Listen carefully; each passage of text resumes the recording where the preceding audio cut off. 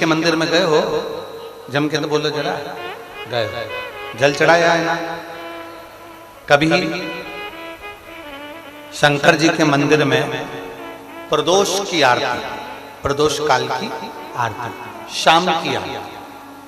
शाम की आरती का मतलब यह है प्रदोष काल की आरती, मतलब वो रात्रि को एक आरती होती है, वो शयन आरती होती है, मतलब उस समय तो भगवान सोते हैं। ये प्रदोष काल की जो आरती होती है ये किसी किसी मंदिर में होती है, किसी किसी मंदिर में।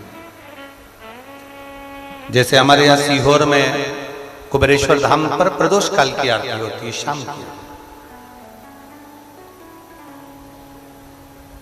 किसी किसी के स्थान पर प्रदोष काल की आरती का दर्शन होता है, कहीं कहीं, नहीं तो ज्यादातर रात्रि में लोगों को आरती होती है, सुबह होती है, भोर की हो जाती है, काकड़ हो जाती है, भस्म आरती हो जाती है, ये सब होती है। पर प्रदोष काल का कभी मौका लग जाए जिंदगी में, एक आध बार कभी ऐसा योग लग जाए, तो शिवजी के मंदिर में चाहे वो भस्म आरती हो, काकड़ आरती हो, मंगला आरती हो, राजभोग आरती हो, दोपहर की कोई आरती हो, प्रदोष काल की आरती हो, शयन आरती हो, शिवालय में कभी मौका लगे, महीने 2 महीने में, 3 महीने में, हफ्ते में 1 बार 2 बार ऐसा नियम बनाओ कि मुझे अपने आसपास के शिवालय में, शंकर के मंदिर में जाकर मुझे भगवान शंकर की आरती का दर्शन करना है। उस दर्शन का क्या फल होता है? तो शिव महापुराण की कथा कहती है, जब हम भगवान शंकर की आरती उतरते समय, आरती जब ऊपर की ओर जाती है, उस आरती के ज्योत का जब हम दर्शन करते हैं, तो वो दर्शन मात्र से हमें 1000 कपिला गाय के दान का फल प्राप्त हो। 1000 कपिला गौ माता के दान का फल हमें प्राप्त हो जाता है, जब शंकर के शिवलिंग की किसी भी शिवालय में, किसी भी देवालय में, कहीं पर आरती का क्रम थोड़ा ध्यान दीजिएगा, बहुत बहुत ध्यान देने वाला विषय है।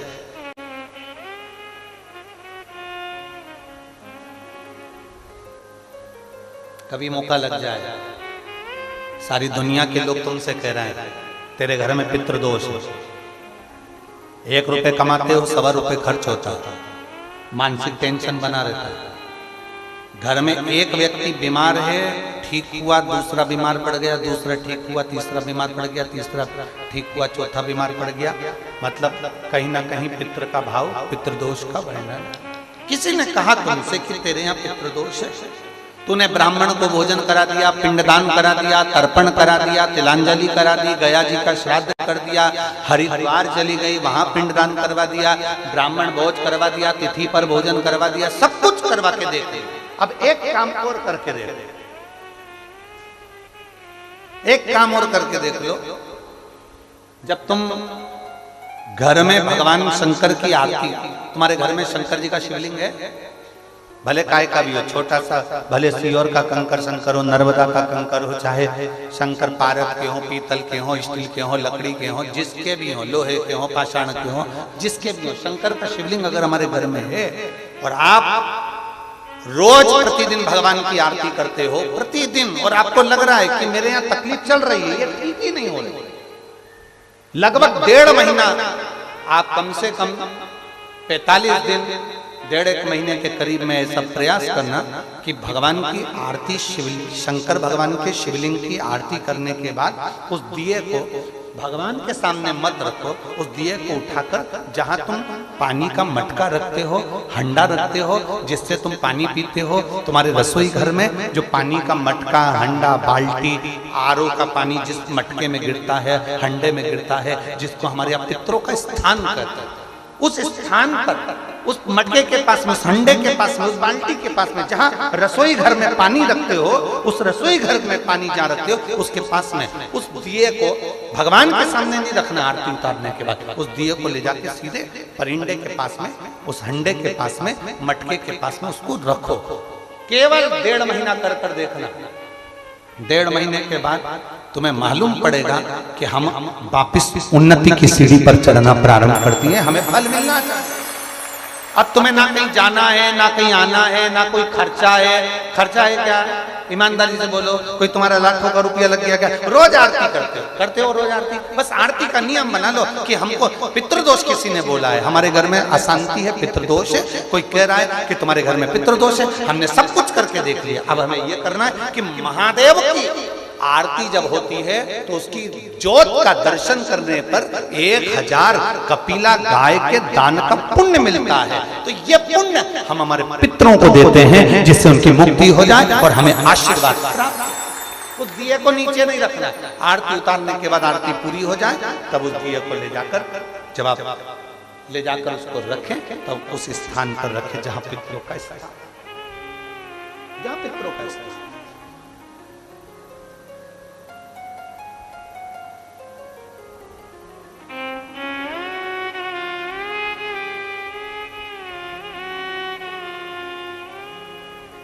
तेरे दरबार की बाबा निराली शान देखी है, तुझे देखे नहीं देखा पर झोली भरी देखी है।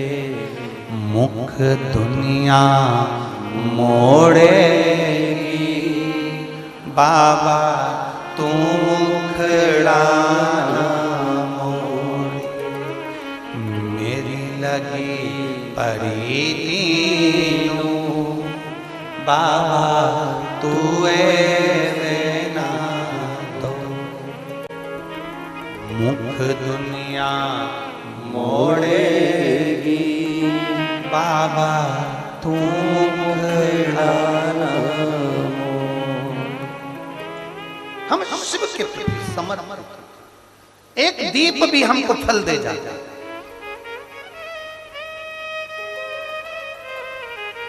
कई लोग कहते गुरुजी सीहोर में अभी रुद्राक्ष उत्सव पर तो रुद्राक्ष नहीं बटेंगे, वितरण नहीं होंगे, तो हम फिर बाद में आ जाएंगे ना। प्रयास करो,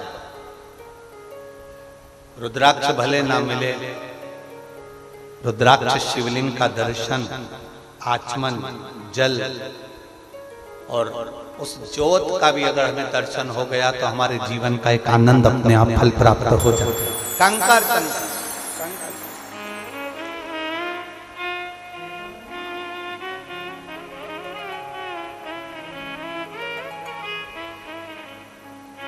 एक बैठी है यहाँ, मोना दिल्ली से आई है, 30 वर्ष उनकी आयु है। कहीं बैठी हो तो हाथ हिला सकती हूँ। मेरा नाम मोना है, मैं दिल्ली से आया। कहीं बैठी है? अच्छा इधर। श्री शिवाय नमस्तुभ्यम बेटा।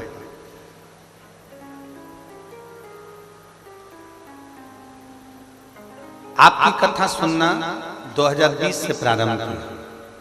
पहले तो आपने लाइन अच्छी लिखी है, जब से तेरा गुलाम हो गया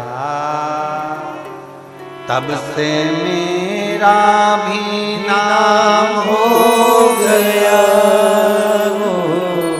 वरना औकात क्या थी मेरी, सबसे बढ़िया है सबसे खरी। गुरुजी मेरा नाम मोना है, मैं दिल्ली से आई हूं। 2020 से आपकी कथा सुनना प्रारंभ करी। 12 जनवरी 2021 को मैं सीहोर कथा सुनने के लिए गई। अपनी नानी माँ के साथ में कथा में गए और बड़े विश्वास के साथ बाबा की कथा सुनने के लिए गए। गुरुदेव जिस होटल में हम ठहरे थे सीहोर की, उस होटल के मैनेजर ने, मालिक ने हमसे कहा कि तुम कुबरेश्वर धाम मत जाओ, वहां पर बहुत भीड़ है, वहां मत जाइए और वहां लोग वापिस आ रहे हैं और तुम वहां जा रहे हो। खूब मना कर, पर हम आप कहते हो कि सीहोर की भूमि कंकर शंकर की भूमि, कंकर शंकर की भूमि है, जो मांगा वो देता है। हम गए, हमने होटल वाले का कहना नहीं माना। होटल वाले ने तो हमको बहुत डराया, पर हम उसका कहना नहीं माना और हम सीधे कुबेरेश्वर धाम पर गए। और कुबेरेश्वर धाम पर हमने 3 दिन भगवान शंकर की कथा कर तत्व ग्रहण करा।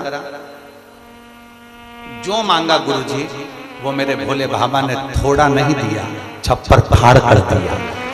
बाबा ने मुझे खूब दिया। गुरुदेव, हम 3 दिन कथा सुनकर वापिस आए, फिर हम लगातार वॉल्यूम तेज कर कर कथा सुनते रहे।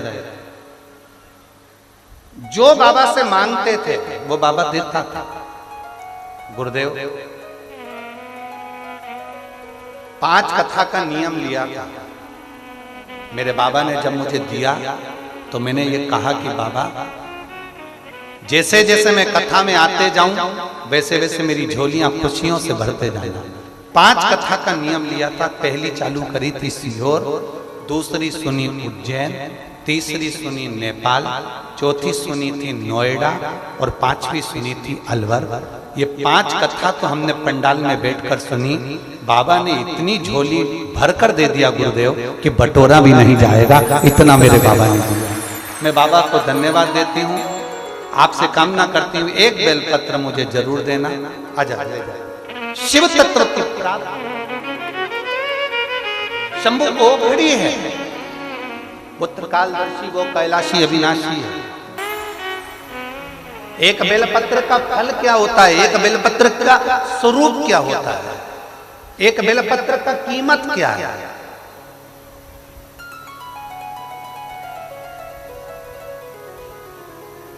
जिसने शिव पुराण नहीं सुनी ना, वो बेलपत्र को नहीं समझ सकता। अभी माननीय विधायक जी ने, श्री गोपाल जी ने कहा, गुरुजी हम व्यासपीठ से एक 51 वृक्ष की बेलपत्र वाटिका का बोले थे और उन्होंने कितनी वाटिका बनाई? 2। अब समझने वाली बात है, बोली गई थी एक, बन कितनी रही है? 2, क्योंकि ये तारा बाबा की कुटिया में बन रही है। संत के यहाँ कभी थोड़ा नहीं होता, संत क्या बढ़कर ही होता। गुरु के यहाँ कभी थोड़ा नहीं होता। गुरु नानक देव जी के किसी भी गुरुद्वारे में चले जाओ, आप किसी भी भारत की भूमि के किसी गुरुद्वारे में चले जाओ, भारत की भूमि के किसी गुरुद्वारे में जाना, तुम पहुंचोगे, पहुंचकर कहोगे हमको लंगर चखने को मिलेगा क्या? मां मना कर ही नहीं सकता। वो बोलेगा ही नहीं कि यहाँ लंगर नहीं है, तुम नहीं चख सकते, यहाँ पर हमारे पास व्यवस्था नहीं है, रोटी नहीं है, सब्जी नहीं है, या ये नहीं है, या भाजी नहीं है, वो बोलेगा ही नहीं। तुमने बस कहा और तुमने कहा लंगर चखना है, लंगर दे, तो वो तुरंत करेगा, बैठो अभी आए। ना का संबोधन नहीं है और थोड़ा नहीं होता। गुरु के दरवाजे पर थोड़ा है ही नहीं। गुरु के दरवाजे